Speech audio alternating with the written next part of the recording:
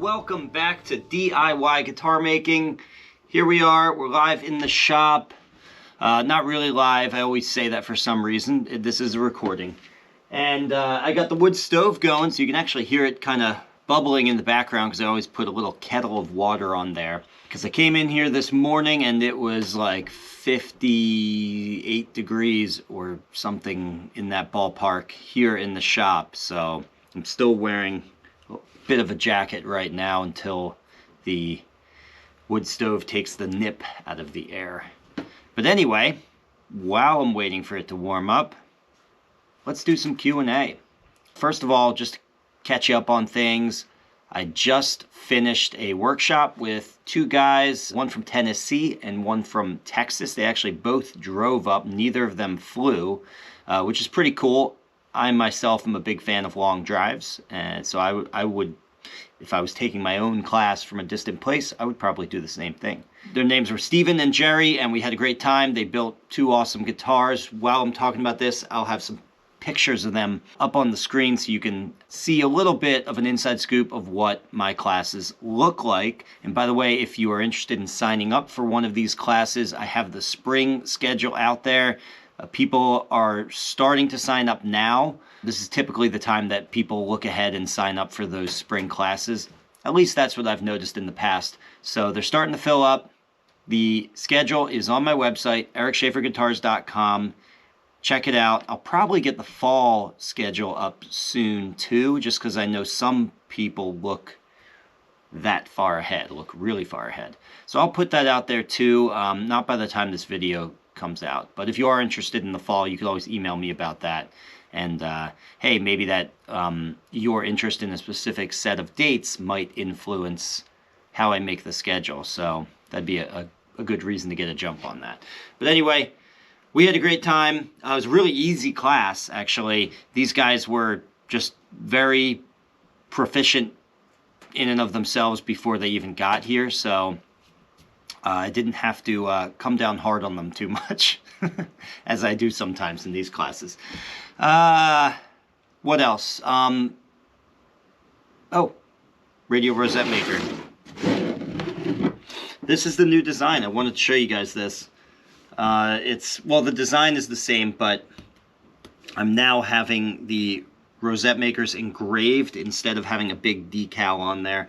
It just is a little nicer, I find. It functions the same, you know, the old ones with the decals, but I think engraving into the high quality plywood is a little bit nicer. Anyway, this reminds me, Christmas is coming up, so get yourself, well, I guess you don't buy yourself things. Some people buy themselves things for Christmas. Tell your loved ones about the Radial Rosette Maker, or buy your loved ones a Radial Rosette Maker. How about that?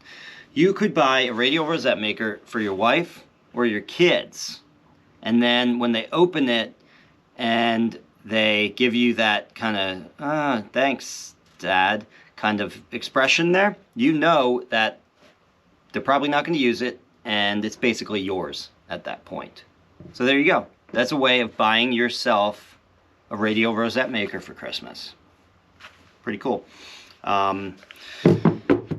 In all seriousness, the Radial Rosette Maker jig, what's designed to do is to cut out, to design, make, and then cut out radial pattern rosettes and offset rosettes. I've talked about it a lot in the past. I've got several videos where I'm using it throughout, you know, the course of my builds. So check it out, ericschaeferguitars.com. It slices, it dices, and it makes rosettes. All right, let's do Q&A. See what we got. Okay, so we'll jump right into the Discord first. That's the private members Discord for students of my online and hands-on courses. They all get access to this forum. And hey, I like to answer their questions first because they're good people and I like them. Okay, so Larry Kuhn writes, "Hi all, I have built 6 guitars and 3 of them suffer from the same problem. Cracks in the top running from the bridge to the heel. These cracks appeared soon after they were first strung up. I'd like to get to the bottom of this before my next build. All my guitars have Sitka tops, radius to 30 feet. The bridges are nothing fancy, no unusual shapes, and also were radius to 30 feet before gluing them on. I'm using light gauge strings. I don't see any differences that would explain why 3 tops would crack and 3 wouldn't. My first guess is that I was too aggressive in thinning the tops. Measuring inside the sound hole, all 6 tops measure between 92 thousandths of an inch and 100 thousandths of an inch, including the finish. By comparison, my Taylor 714 comes in at 116 thousandths of an inch. But I'd expect its top to be thicker since they have to over-engineer manufactured guitars for robustness and warranty purposes. Yes, that is true. Should I just be less aggressive sanding the tops on my next builds, or is there another common or uncommon mistake that can lead to this issue? And then he's got a picture here pointing to the problem. I'll throw the picture up on the screen. And yeah, let's take a look at this. So my gut is that this is a humidity issue, or rather a lack of humidity issue, a drying out issue. And actually you can figure this out pretty easily if it's something, a problem with how you've essentially engineered the guitar, or a structural problem with the bracing, or like you said, with overthinning the top, or if it's a humidity thing. And actually, if I look at this closely, it really looks to me like it's a dryness problem, a lack of humidity problem, because at least the one crack on the bottom, and at least in the picture, sometimes it's hard to tell in pictures, looks open. The crack actually looks like it's split open a little bit, which is a sign of a lack of humidity crack, right? If it were to crack for a different reason, like too much stress on the bridge, for example, which is kind of what you were hinting at there, you know, too much tension, not enough support, something like that, then the crack would not be split open, right? If it's a shrinkage problem, then what's happening is the wood is shrinking, and at some point it just can't take it anymore and it splits. And so at that split point, right along the grain, it'll actually open up a little bit, right? So you should be able to slide a extremely thin feeler gauge in there. Whereas a crack from either poor engineering of the instrument or dropping the instrument, those types of cracks tend to be closed rather than open.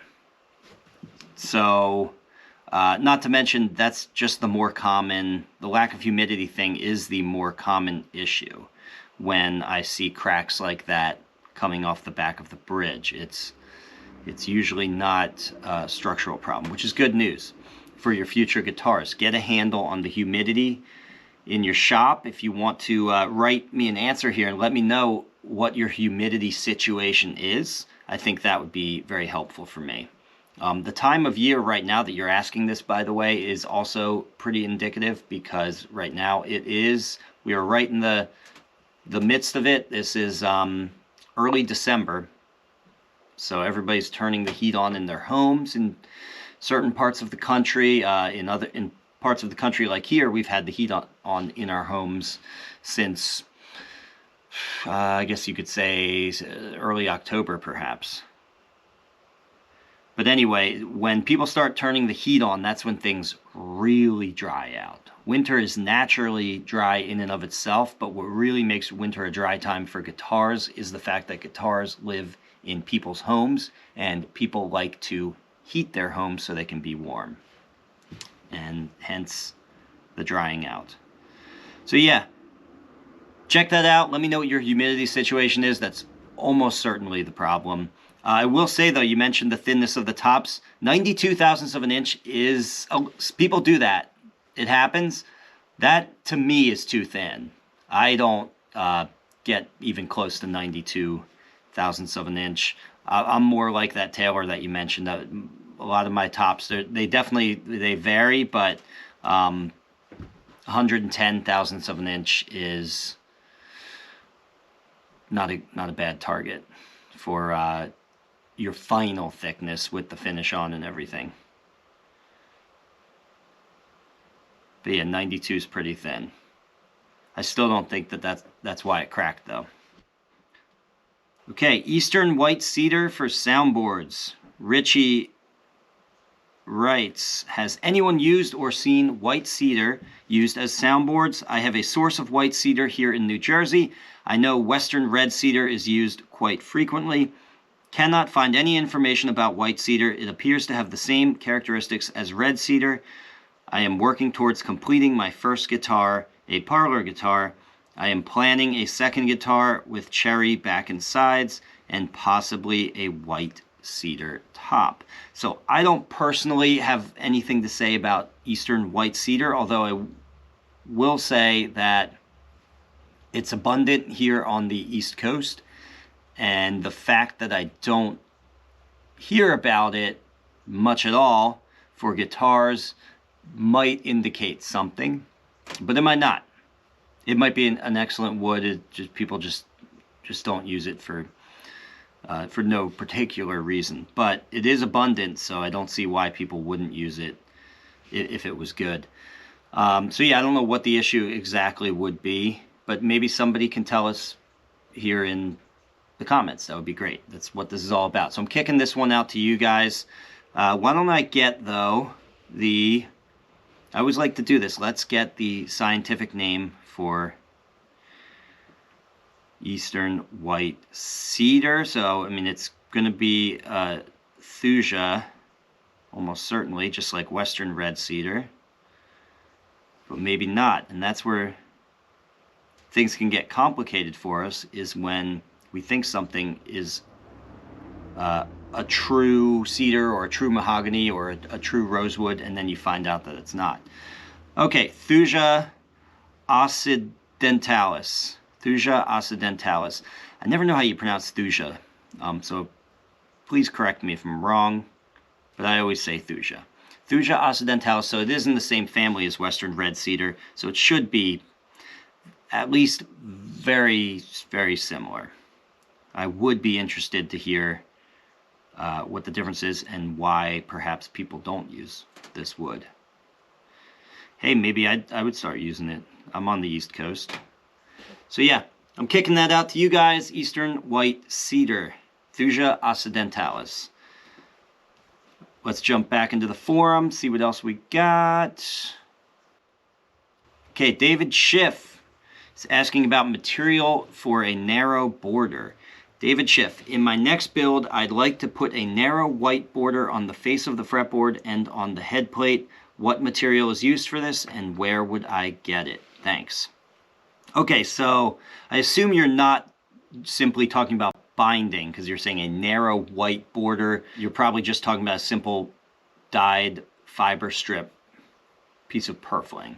So look for dyed fiber strip. You can get it from Stu Mack sells it. You want to get either a white dyed fiber strip if you want sort of a very crisp, brilliant white color, which I recommend. I really like the look of that. Or sometimes if you want a slightly more cream color, earth tone color, you can get maple strips.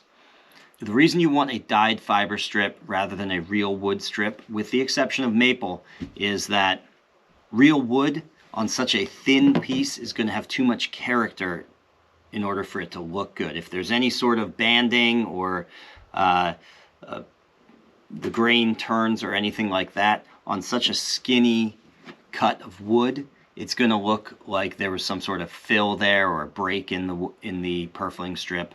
So dyed fiber strips is what you want. And you can get some cool colors. I've done it with like a bright blue, which is fun. I've seen like a nuclear waste green, which is kind of crazy. You can get any color you want. It's part of the fun of it. So yeah, look up either purfling strips or dyed fiber strips and you'll find what I'm talking about. Gurian Instruments is really good for this, by the way. In fact, I think they supply Stu Mack with their dyed fiber strips, so you might as well go straight to the source. Okay, Brian Bullard writes, just finished my OM mold. I had built one previously, but it was sloppy and I just wasn't happy with the shape. I redid it, being more careful, and now am ready for bending. I have some practice sides for bending, and I'm looking forward to using my side bender that I built. Very cool, Brian. And I've got some pictures here. Yeah, it looks great. This is the exact same side bender that I built, or at least clearly we used the same plans. Oh, but he has like a built-in heating element. Is that what I'm seeing? That's pretty cool. Very good, great progress. Looks like you're moving along. All right, and LC Guitars has an announcement. If you're in the Western Pennsylvania area this weekend, stop in the Pittsburgh Guitar Show in Belle Vernon.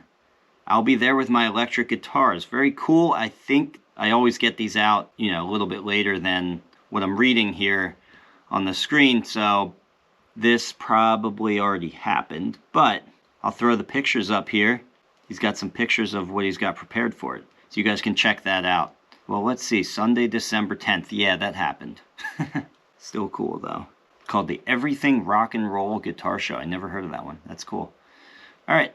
Oh, I never made a question of the week. So I like to do questions of the week where I ask you guys a question and I get some really cool feedback that not only informs my building, but just makes for great dialogue here when we do the Q&As. And I didn't do one, but that's actually good because my most recent question of the week was, what should I do next? And you guys have been giving me endless opinions on what type of build I should do next, and I've got a lot of time to figure this out. Honestly, I'm not in any rush to get started with anything. This is actually sort of a calm time for me going into the holidays. I'm working a little bit less, so I have time to think, and I actually like letting that question hang in the air and giving you guys more time to send me things to ponder and think about and talk about here on the show. So actually, when we jump over to YouTube, I'm pretty sure there's going to be more of those. So the question of the week right now is the same as it was the last week and probably the week before that. What should I build next? What do you guys think? I'm not going to build an electric guitar, by the way, so don't say it. Okay, why don't we jump over to YouTube, and I'm sure we'll see a bunch of those comments in there on what I should do next, but also your questions as well. Okay, the first thing we got here, You Know What writes, a 360-degree acoustic would be great. 360, I don't know what that means. A 360-degree acoustic. I don't know what that means, truly. Maybe you're asking, make an acoustic guitar and follow the progress 360 degrees all the way around, which is kind of what I do. Also, my online course does track the progress of an acoustic guitar literally from the beginning to the end with incredible detail at every step so that you can replicate it yourself. What I do on the channel is a little bit more vloggy and fun, and it skips around, and it's not perfectly replicable by you guys. That's not the point of the channel. I wouldn't be able to do what I do if I was always going into that much detail. So anyway, I'm going to say, if that's what you're saying, buy my online course and you will see a 360-degree acoustic guitar build, if that's what you're talking about. Maybe there's some new type of guitar called a 360-degree acoustic, and I've never heard of it. It's possible. Danilo Correa writes, he's commenting on a video I did on nut slotting, and he's asking, hello, are 7/1000ths of an inch for all frets, or does each fret have a different measurement? If the fret height X would be X plus 7/1000ths of an inch, what is he saying there? Is the fret height would be X plus... Oh, he's asking, okay, is the calculation that the fret height, that it's the fret height plus 7/1000ths of an inch on each fret? No. So I was demonstrating how to set up your feeler gauge set for cutting your nut slots, and what you do is you determine the height of your frets with your feeler gauge set and then add a 7/1000ths of an inch feeler gauge, and that is simply the lift that you need And there's some variability there. Some people do 6,000ths, some people do 8,000ths, but not much. Generally, people stay between those three numbers. And the idea is that we need a certain amount of lift at the nut so that our string splay runs across the fret tops, and if we have our relief in the neck done appropriately, then as these strings run out across the entire neck and cross over all the frets, there's going to be enough of a drop there that no matter, enough of a relief in the fret tops, that no matter where you play on the fretboard, the elliptical pattern that the string makes when you pluck it isn't going to smack into the top of the frets behind it. Okay? So if you did plus 7,000ths of an inch, I'm not even sure how you would do what you're talking about, but if you did, if you added 7,000ths of an inch off of each fret, your action would be way, way, way high. The idea is we just need to lift the nut up just a hair. Okay, that's all it is. You're doing 7,000ths of an inch one time. And on that same video, Oink Oink, I love these names. Oink Oink writes, not easy. I just wasted 2 blanks and then miscut the third blank twice, sanding down the miscuts each time. Third time now, and if this one goes wrong, there won't be enough nut height and I'll have to start from scratch. Yeah, it is a little tricky cutting your nut slots, and it does require a steady hand and decent eyesight to a certain degree. I mean, at least when I say decent eyesight, I mean some people might have to use magnifiers to magnify their vision so that they know they're cutting on point. I'm not sure, Oink Oink, if you are talking about mismarking the string spacing before you cut the slots, or if you're undercutting your slots and then your strings buzz and you have to restart there. Either way, it's frustrating.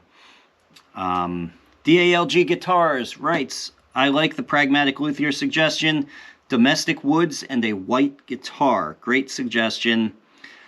I like the domestic woods part of it, and that honestly, that that might be the way I go, might not.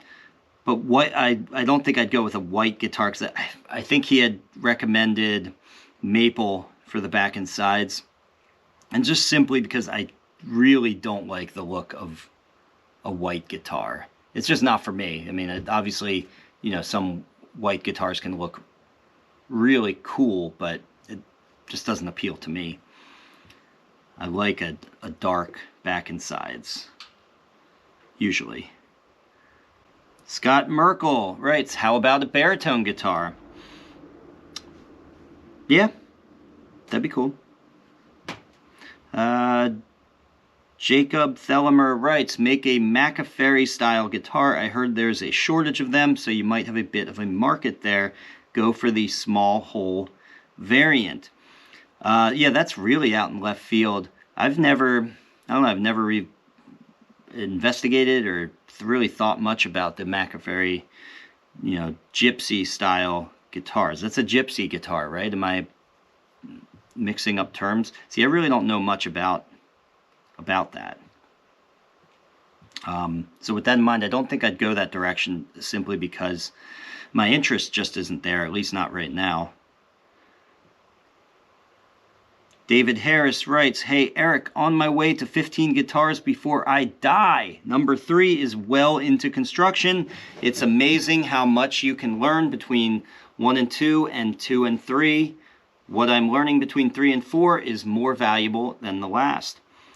Virtues such as patience, perseverance with detail, and focusing your concentration are becoming important. Quality has increased 100%. Peace. All right. That's great. Yeah, I agree with all of that. Yeah, it does seem like your learning curve has almost like an exponential effect. That first one, you don't quite learn as much because there's too many mistakes to be able to make sense of what's going wrong. And then as you get to, between doing like 2 and 3 and 3 and 4, I think you start to make sense of what you were doing wrong on that first one.